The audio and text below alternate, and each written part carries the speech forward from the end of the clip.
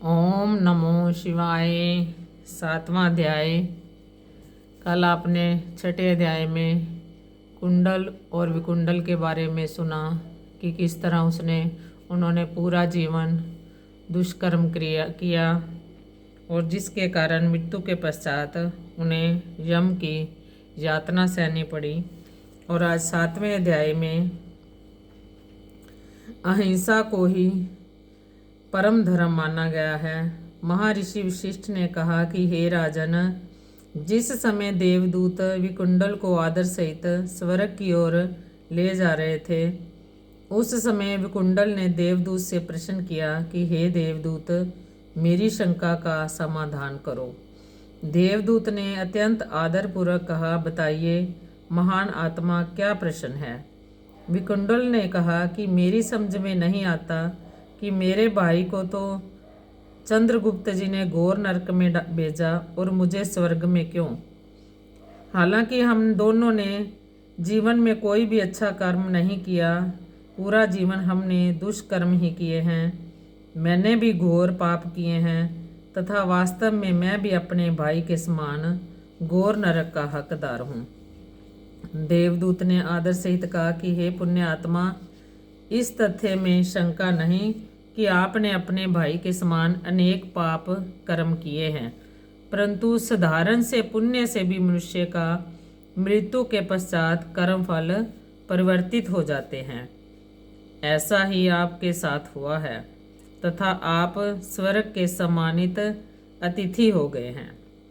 निस्संदेह आपने जीवन पर्यंत अनेक पाप कर्म तथा अत्याचार किए हैं, परंतु आपने जीवन का अंतिम समय पिता के मित्र हरमित्र के पुत्र सुमित्र के साथ बिताए हैं। जिसका जीवन ऋषि तुल्य था, वह यमुना के तट के निकट आश्रम में रहता था। वे वेद पाठ करता था तथा उसकी पवित्र ध्वनि आपके कानों में पड़ती थी।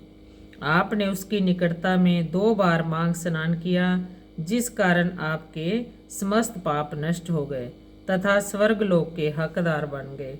वैश्य पुत्र ने देवदूत से प्रश्न किया कि हे देवदूत, आप मुझे बताएं कौन कौन से काम श्रेष्ठ हैं जिसे सद्गति प्राप्त होती है तथा किन कर्मों से मनुष्य नरक को प्राप्त होता है।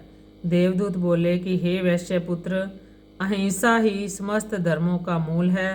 किसी भी प्राणी की हिंसा न करना, यही सबसे बड़ा धर्म है।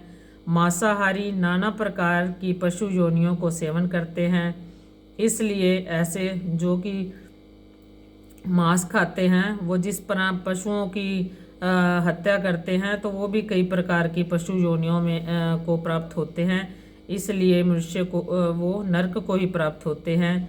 हिंसा करने वाला व्यक्ति वेद पाठ, दान, तप, यज्ञ आदि उसके लिए सब व्यर्थ है। ऐसा मनुष्य सद्गति प्राप्त कर ही नहीं सकता।